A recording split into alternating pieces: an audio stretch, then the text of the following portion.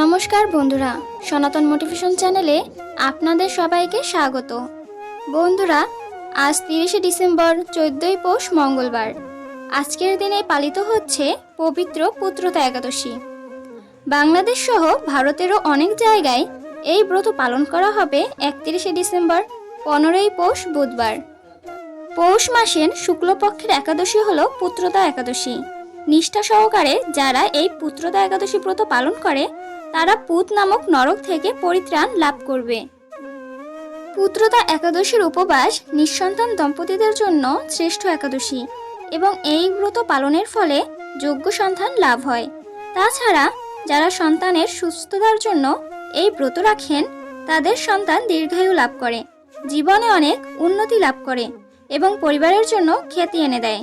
নিষ্ঠা সহকারে এই একাদশী পালন করলে শ্রীহরির কৃপায় তার সকল পাপ বিনষ্ট হয় এবং বিষ্ণুলোকে গতি হয়ে থাকে।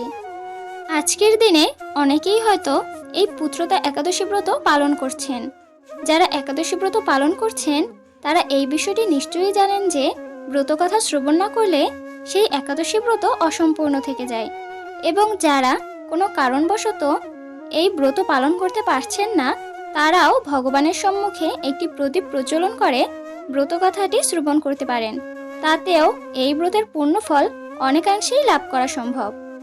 আশা করছি দর্শক বন্ধুরা ব্রতকথাটি শ্রবণ করে আপনাদের ভালো লাগবে।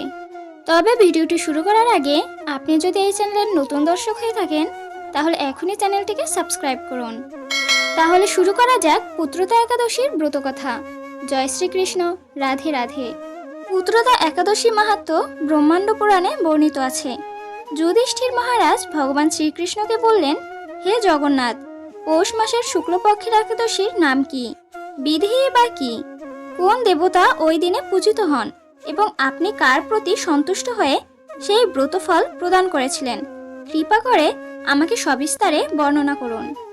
ভগবান শ্রীকৃষ্ণ প্রসন্ন হৃদয়ে বললেন, হে মহারাজ, এই একাদশী পুত্রদা নামে প্রসিদ্ধ। সর্বপাপ বিনাশিনী ও কামদা এই একাদশীর অধিষ্ঠাত্রী ঈশ্বর হলেন সিদ্ধিদাতা নারায়ণ। ত্রিলোকে এর মতো শ্রেষ্ঠ ব্রত নেই। এই ব্রতকারীকে নারায়ণ বিদ্বান ও যশস্বী করে তোলেন। এখন আমার কাছে পুত্রতা একাদশী ব্রতের মাহাত্ম্য শ্রবণ করো। ভদ্রাবতী রাজ্যে সুকেতুমান নামে এক রাজা ছিলেন। তার রানীর নাম ছিল শৈব্যা। রাজদম্পতি বেশ সুখেই দিন যাপন করছিলেন। বংশরক্ষার জন্য বহুদিন ধরে ধর্মকর্মের অনুষ্ঠান করেও যখন পুত্রলাভ হলো না তখন রাজা দুশ্চিন্তায় কাতর হয়ে পড়লেন। বিপুল সম্পত্তি ও সকল ঐশ্বর্যের অধিকারী হয়েও পুত্রহীন রাজা ও রানীর মনে কোনো সুখ ছিল না। রাজার মাথায় একটা কথায় পাক খেতে থাকে, পুত্রহীন পিতার জন্ম বৃথা ও তার গৃহ শূন্য। পিতৃদেব মনুষ্যলোকের কাছে যে ঋণ শাস্ত্রে উল্লেখ আছে তা পুত্র বিনা পরিশোধ করা সম্ভব নয়। পুত্র বিনা পিণ্ডদান কি করবে? পুত্রবান জনের এ জগতে যশলাভ ও উত্তম গতি লাভ হয় এবং তাদের আয়ু, আরোগ্য, সম্পত্তি প্রভৃতি বিদ্যমান থাকে। নানা দুশ্চিন্তাগ্রস্ত হয়ে রাজা রাজপথ ঠিক মতো সামলাতে পারছিলেন না। শেষমেশ আত্মহত্যা করবেন বলে মন স্থির করলেন। কিন্তু পরে বিচার করে দেখলেন আত্মহত্যা মহাপাপ।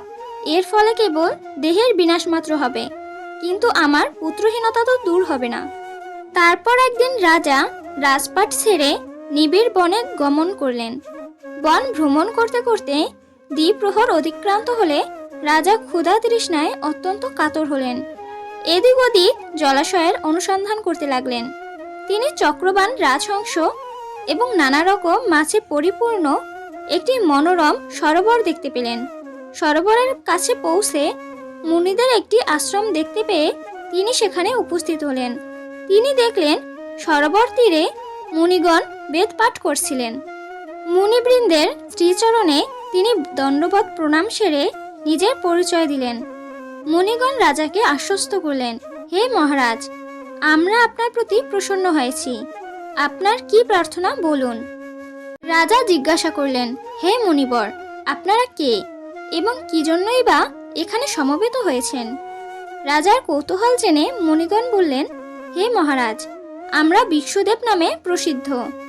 এই সরোবরে স্নান করতে এসেছি। আজ থেকে 5 দিন পরেই মাঘ মাস আরম্ভ হবে। আজ পুত্রদা একাদশী তিথি। পুত্র দান করে বলেই এই একাদশীর নাম পুত্রদা। তাদের কথা শুনে রাজার হৃদয়ে আশার সঞ্চার হলো এবং উদ্গ্রীব কণ্ঠে বললেন, হে মুনিবৃন্দ, আমি অপুত্রক, তাই পুত্র কামনায় অধীর হয়ে পড়েছি। এখন আপনাদের দেখে আমার হৃদয়ে আশার সঞ্চার হয়েছে। এই দুর্ভাগা পুত্রহীনের প্রতি অনুগ্রহ করে একটি পুত্র প্রদান করুন। মুনিগণ আশ্বস্ত করে বললেন, হে মহারাজ, আজ সেই পুত্রদা একাদশী তিথি, তাই এখনই আপনি এই ব্রত পালন করুন। ভগবান শ্রী কেশবের অনুগ্রহে অবশ্যই আপনার পুত্র লাভ হবে। মুনিদের কথা শোনার পর যথাবিধানে রাজা কেবল ফলমূলাদি আহার করে সেই ব্রত অনুষ্ঠান করলেন। দ্বাদশী দিনে উপযুক্ত সময়ে শস্যাদি সহযোগে পালন করলেন। মুনিদের প্রণাম নিবেদন করে রাজা নিজ গৃহে ফিরে এলেন। ব্রত প্রভাবের ফলে কিছুদিন পর রানী গর্ভধারণ হলেন এবং 9 মাস পর একটি তেজস্বী পুত্র লাভ করলেন। ভগবান শ্রীকৃষ্ণ যুধিষ্ঠির মহারাজের উদ্দেশ্য করে বললেন, হে মহারাজ, এই ব্রত সকলেরই পালন করা কর্তব্য। মানব কল্যাণ কামনায় আপনার কাছে আমি এই ব্রত কথা বর্ণনা করলাম। নিষ্ঠা সহকারে যারা এই পুত্রদা একাদশী ব্রত পালন করবে তারা পুত নামক নরক থেকে পরিত্রাণ লাভ করবে। আর এই ব্রত কথা শ্রবণ কীর্তনে নিষ্টম যজ্ঞের ফল পাওয়া যায়। ব্রহ্মাণ্ড পুরাণে এই মাহাত্ম্য বর্ণনা করা হয়েছে। পুত্রদা একাদশীর উপবাস নিঃসন্তান দম্পতিদের জন্য শ্রেষ্ঠ একাদশী এবং এই ব্রত পালনের ফলে যোগ্য সন্তান লাভ হয়। তাছাড়া যারা সন্তানদের সুস্থতার জন্য এই ব্রত রাখেন তাদের সন্তান দীর্ঘায়ু লাভ করে, জীবনে অনেক উন্নতি লাভ করে এবং পরিবারের জন্য খ্যাতি এনে দেয়। আশা করছি দর্শক বন্ধুরা ব্রতকথাটি শ্রবণ করে আপনাদের ভালো লেগেছে। ভিডিওটি ভালো লাগলে অবশ্যই একটি লাইক করেন এবং আপনি যদি এই চ্যানেলটিকে এখনও সাবস্ক্রাইব না করে থাকেন তাহলে এখনই চ্যানেলটিকে সাবস্ক্রাইব করুন। ধন্যবাদ। হরে কৃষ্ণ।